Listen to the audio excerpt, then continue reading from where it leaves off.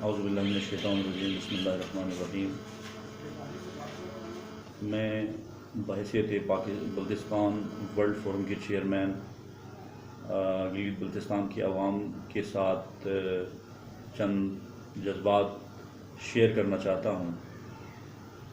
گلگت بلتستان کی عوام اس بات سے بخوبی واقف ہے کہ ہمارے اسلاف نے 1948 میں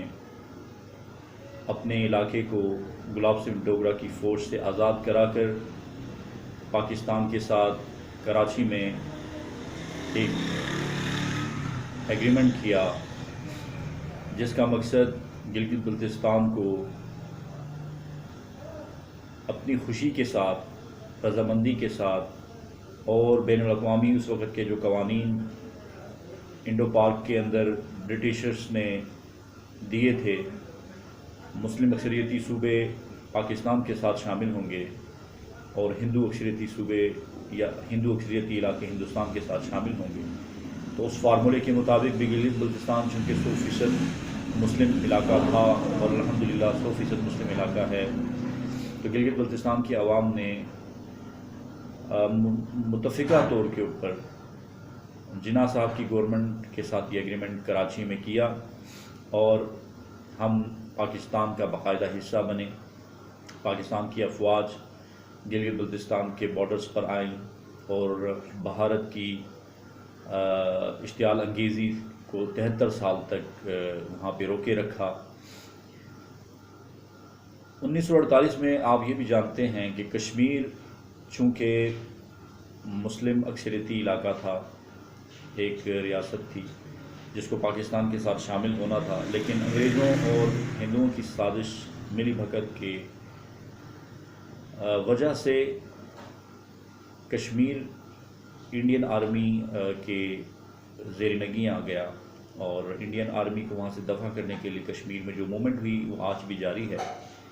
تو جتنا علاقہ 1948 تک آزاد ہو چکا تھا، جسے ہم آزاد کشمیر کہتے ہیں، وہاں پر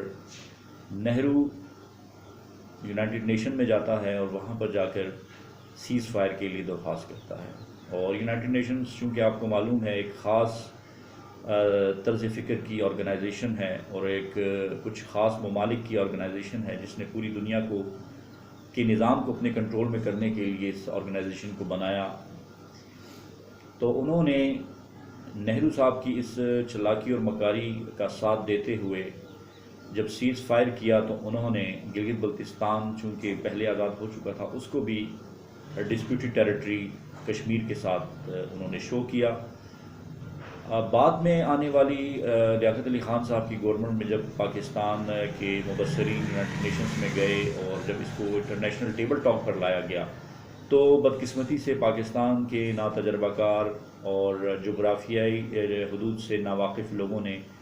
وہاں پہ یہ سوال نہیں اٹھایا کہ گلگت بلتستان ایک الگ ریاست ہے اور کشمیر ایک الگ ریاست تھی۔ گلگت بلتستان بیسیکلی ایک آزاد، اس کی اپنی 1000 سالہ تاریخ ہے جس میں یہاں کے مقامی راجاؤں نے حکومت کی اور الحمدللہ 1000 سالہ تاریخ اس کی اسلام کی ہے۔ تو یہ کسی بھی طور پہ کشمیر کے ساتھ اس کو نتھی کیا جائز نہیں تھا، لیکن انفارچونیٹلی یہی رہا کہ وہاں پر کسی نے اس کو ڈیفینڈ نہیں کیا۔ 73 سال گزر گئے، گلگت بلتستان ایک ڈسپیوٹڈ ٹیریٹری کے طور پر رہا۔ آزاد کشمیر کو ایک پریزیڈنشل اور ایک پارلیمانی نظام مل گیا، ان کا اپنا صدر، ان کا اپنا وزیر اعظم۔ لیکن گلگت بلتستان شروع میں FCR کے تحت چلتا رہا، بعد میں 1970 میں بھٹو صاحب نے اس میں لیجسلیٹو کونسل کا آغاز کیا اور اس کے بعد یہاں پہ انتخابات ہوئے، پھر وہ اسمبلی گھٹنوں گھٹنوں چلتے چلتے آج آپ کے سامنے ہے، اپنے پاؤں پہ کھڑی ہے، ایک پروونشل سیٹ اپ کے اندر وہ موجود ہے۔ لیکن پھر بھی پاکستان کی مین سٹریم پولیٹکس کے اندر، پاکستان کی ریاست کے اندر وہ اہمیت اور وہ حیثیت سیاسی طور پہ نہیں تھی، چونکہ کچھ انٹرنیشنل قوانین کو فالو پاکستان نے کرنا تھا۔ اب پاکستان تحریک انصاف کی گورنمنٹ نے یہ فیصلہ کیا ہے کہ ہم گلگت بلتستان کو انشاءاللہ پاکستان کا جزو لا ينفک اور کانسٹیٹیوشنل صوبہ بنائیں گے۔ یہ کوئی عبوری پروویژنل صوبہ نہیں ہوگا بلکہ ایک باقاعدہ صوبہ ہوگا۔ جس کی اپنی آئینی حیثیت ہوگی اور اس کی حیثیت باقی 4 صوبوں کے برابر ہوگی۔ یہ کتنا بہادرانہ اور اتنا دلیرانہ اور آپ سے کہہ سکتے ہیں ایک اتنا میچور فیصلہ ہے، جس فیصلے کو کرنے میں پاکستان کو 73 سال لگ گئے۔ بحیثیت بلتستان ورلڈ فورم کے چیئرمین کہ میں اس بات کو اون کرتا ہوں اور اپریشیٹ کرتا ہوں کہ ہمارا یہی مطالبہ تھا کہ گلگت بلتستان کو پاکستان کی مین اسٹریم میں لایا جائے، اور الحمدللہ وہ چیز ہونے جا رہی ہے۔ میں قوم کو مبارکباد دیتا ہوں، اور ساتھ ہی پاکستان کی نیشنل اسمبلیز کے اندر ہمیں جو نشستیں دی جائیں گی، پاکستان کے سینٹ میں جو ہمیں نشستیں دی جائیں گی، انشاءاللہ یہ ایک ایسا فیصلہ ہے جس سے دنیا کی ڈائنمکس، جسے ہم کہتے ہیں پاور ڈائنمکس، سیاست کی جو روایات ہے، طاقت کا جو بیلنس ہے، وہ دنیا میں چینج ہو جائے گا۔ چینج اس طرح سے ہوگا کہ گلگت بلتستان کے اندر ابھی تک ایکسپلوریشن نہیں ہوئی۔ گلگت بلتستان کی معدنیات، یہاں کے وسائل ابھی تک ان ایکسپلورڈ ہیں، اور حکومت ظاہری بات ہے یہاں کی جو پروونشل گورنمنٹ بنے گی، سب سے پہلا کام یہاں پہ انشاءاللہ جو پاور ریسورسز ہمارے پاس ہیں، پانی کی صورت میں، منرل ریسورسز ہیں ہمارے پاس پہاڑوں کی صورت میں،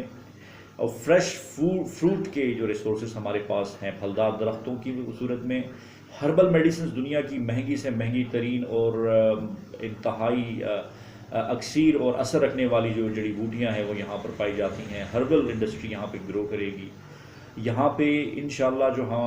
میں فورسی کر رہا ہوں وہ یہ ہے کہ یہاں پر جو بیرن لینڈ ہے ایک بہت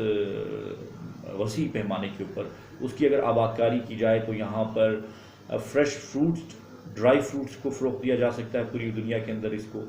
اور ساتھ ہی یہاں پر اگر ہم ہربلز کی کاشتکاری کرتے ہیں تو پوری دنیا کے اندر ایک پاکستان بلینز آف ڈالرز کی ایک انڈسٹری ہے ہربلز کی، اور ساتھ ہی یہاں پہ لائف سٹاک کے لیے کام کیا جا سکتا ہے۔ ایگریکلچر پوائنٹ آف ویو سے یہاں کا اسپیسیفک، یہاں کی اپنی جو ایک ویجیٹیبل ہے جس کے اندر بہت ساری ویجیٹیبلز ہیں، اس کے لیے ہم اس پہ کام کر سکتے ہیں۔ تو بہت خوش آئند بات ہے۔ بلتستان ورلڈ فورم آج سے 10 سال پہلے اس کا قیام ہم نے عمل میں لایا۔ اسٹاک ہوم سویڈن کا ایک شہر ہے، دارالحکومت ہے، وہاں پر کچھ بین الاقوامی طلباء نے مل کر، جو کہ گلگت بلتستان سے تھے اور پاکستان کے دیگر علاقوں سے تھے، انہوں نے ایک عزم کیا۔ وہ عزم یہی تھا کہ ہم نے پاکستان کے ساتھ گلگت بلتستان کے ایفیلیشن سٹیٹس کو سیف گارڈ کرنا ہے۔ ہم نے نظریہ پاکستان، 2 قومی نظریے کو سیف گارڈ کرنا ہے۔ ہم نے گلگت بلتستان کے اندر پیدا ہونے والی احساس محرومی کو ختم ہونے کے لیے مثبت اقدام اٹھانے ہیں۔ ہم نے اپنے نوجوان کو ایک غیر ملکی ایجنڈے کے اوپر ہائی جیک ہونے سے روکنا ہے۔ ہم نے ہر وہ کام اور ہر اس پلیٹ فارم پہ افیکٹولی استعمال کرنا ہے جس کے ذریعے سے ہم اپنی بات حکومت کو باور کرا سکے، حکومت پاکستان کو اور انٹرنیشنل کمیونٹی کو، یونائٹڈ نیشن کو باور کرا سکے۔ تو الحمدللہ بلتستان ورلڈ فورم نے ہر پلیٹ فارم کے اوپر اپنی بات منوائی، اور آج یہ ہماری ہی کوششوں کا نتیجہ ہے، اور ہمارے دوستوں کی، ہمارے گلگت بلتستان کے آباء و اجداد کی، ہمارے بھائیوں کی قربانیاں ہیں، جن کی وجہ سے آج ہمیں یہ ایک اعزاز ملنے جا رہا ہے، اور پاکستان کی 73 سالہ تاریخ بدلنے جا رہی ہے۔ اور الحمدللہ آپ دیکھیں گے کہ پاکستان اس وقت پوری ایک دنیا کے اندر ایک معتبر اور بااختیار ایک طاقتور ملک کے طور پہ ابھرے گا، اور عالم اسلام کی رہنمائی کرے گا، اور عالم انسانیت کی رہنمائی کرے گا۔ دنیا کے اندر وہی ملک کامیاب ہوتے ہیں جو اپنی قومی سلامتی کے معاملات کے اوپر کمپرومائز نہیں کرتے۔ گلگت بلتستان پاکستان کے لیے قومی سلامتی کا سب سے سینسٹیو ایشو تھا، اور اب مزید سینسٹیو ایشو اس وجہ سے ہو گیا ہے کہ یہاں سے جو شاہراہ ریشم گزرتی ہے، سی پیک یہاں سے گزرتا ہے، اور سی پیک ایک روٹ نہیں ہے۔ سی پیک کا جو اب روٹ نیپال کی طرف کو جائے گا، فار ایسٹ کی طرف کو جائے گا، اس کا گیٹ وے بھی گلگت بلتستان ہے۔ اور یہاں سے جو سینٹرل ایشیا کا جو روٹ نکلتا ہے، واخان کی پٹی سے نکلتا ہے، چترال کے ایریے سے نکلتا ہے، تو یہ تو گلگت بلتستان کے بارڈرز کو ٹچ کرتا ہے۔ تو پاکستان کے تمام امپورٹنٹ ٹریڈ روٹس کو گلگت بلتستان ٹچ کرتا ہے۔ دنیا کا سب سے وسیع جو ایک بڑا پانی کا ذخیرہ ہے قطب شمالی کے بعد وہ یہاں پر موجود ہے، اور اللہ کی بہت سارے کی نعمتیں یہاں پر موجود ہیں جو پاکستان استعمال کرے گا۔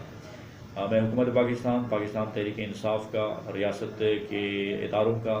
افواج پاکستان کا، نوجوانوں کا، دانشوروں کا، اور ان لوگوں کا جنہوں نے اس پہ ایک سنجیدہ موقف کو اپنا کے رکھا، میں سب کا شکریہ ادا کرتا ہوں۔ اللہ تعالی ہم سب کا حامی و ناصر ہو۔ پاکستان زندہ باد، اسلام زندہ باد۔